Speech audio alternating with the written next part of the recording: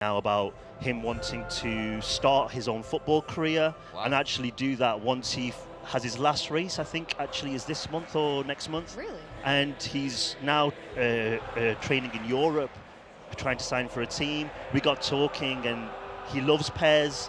It was such a fast conversation. We flew out to Jamaica, scanned him, and as you saw from the trailer, looks fantastic. Has got his celebration as well.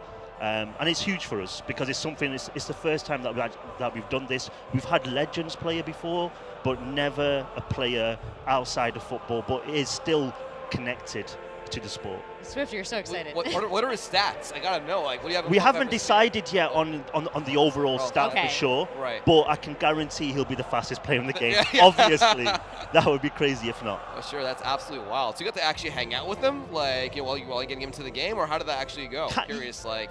Yeah, kind of. I mean, we were there for the shoot. We did the full 3D scan because one of the things that we do with PES, we take a lot of care in how the players look inside the game, and what you'll see when you actually are seeing the gameplay is an amazing looking game, visuals, and it's something that we obviously, to put him in the game, it had to be perfect. Right. He got involved in some of the trailer shooting. We've got some more news with him coming out later in the year. Obviously, we've got a little bit of way to go before we launch on September 12th. So we've got a lot of stuff going on with him.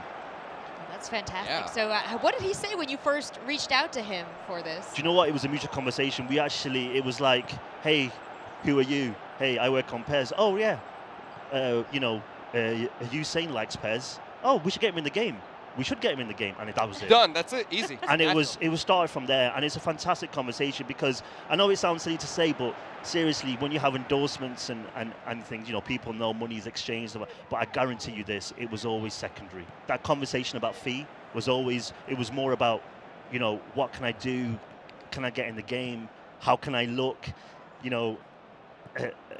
Can you make me look realistic?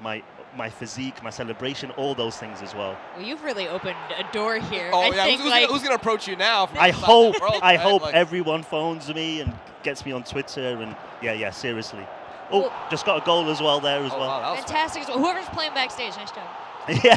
This is some live gameplay you've brought here. So what other changes can we expect in 2018? Well, I do want to say this is a world exclusive. This is the first time that we're showing the gameplay of PES, and it's a big moment for us as well because PES 2018 is the end goal for us after 3 years of hard work. So this is the first PES where you look at and you see the play, and PES 17, 16, 15, those 3 years had a fine link between them, but 18 is like cut from a new cloth.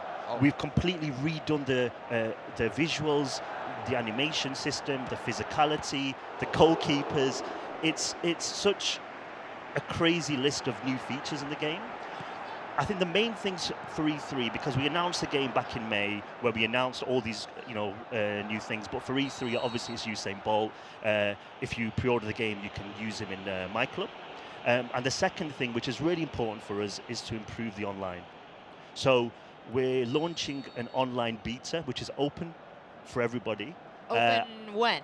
Open at the end of July. We're aiming for the 20th of July. Nice. Yeah, take notes. It's only it's only available for 11 days. It's on PS4 and Xbox One. Okay, set alarm for the notes you're taking. Again, we've not done this since 2011, so it's been a long time for the company, but we brought it back because we need to improve the online. And I think that's one of the weaknesses that we sort of need to fix and get ourselves stronger. Obviously, online is super important. Everyone plays online, so it's something that we're really focusing on. With online, we've got this whole new esports system with PES League, and we're bringing our new 3v3, which is our new co-op, into there. One really cool thing about PES League, which is our esports thing, is having the balancing stats as well. What that means is obviously you're seeing Dortmund against Barcelona. These teams are very strong, but maybe you support a lower division team. You can use them, go online, and use the same stats across the board. Oh, so that's cool. So you have to worry about, like, if you have a favorite team, just because their stats are generally a little bit lower, but you can still play your favorite team and be competitive on the game. Exactly. That's great. Yeah, and it's fair, and then it's about skill. Right. And I think that's what I think when it comes to true esports, you want that sort of level playing field, really. Over anything else, it needs to be fair. absolutely. You mentioned a 3v3. What can you tell us about that? Well, it's something that we were looking at mainly because a lot of our fans were asking for 2v2.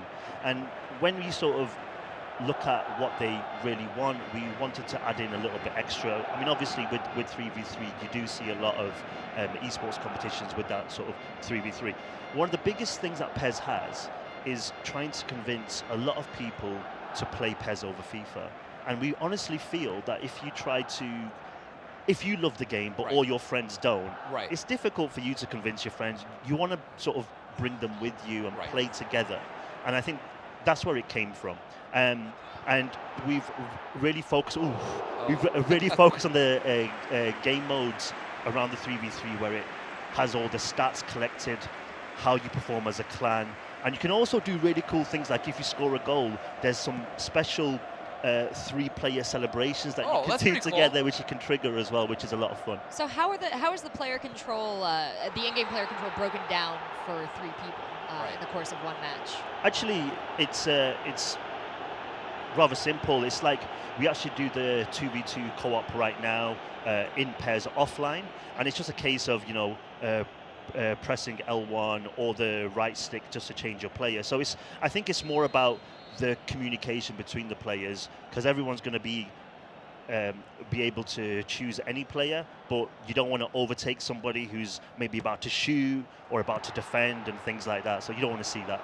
Wow, I would love to listen to the comms in those matches. Yeah, for sure. I mean, one of the most important things here that you're seeing, I do want to add, is the visual difference between last year is massive. And one of the big reasons why we actually got it here. So what you're watching, this is in daytime at the Camp Nou Stadium, which is the Barcelona Stadium, which is exclusively in PES.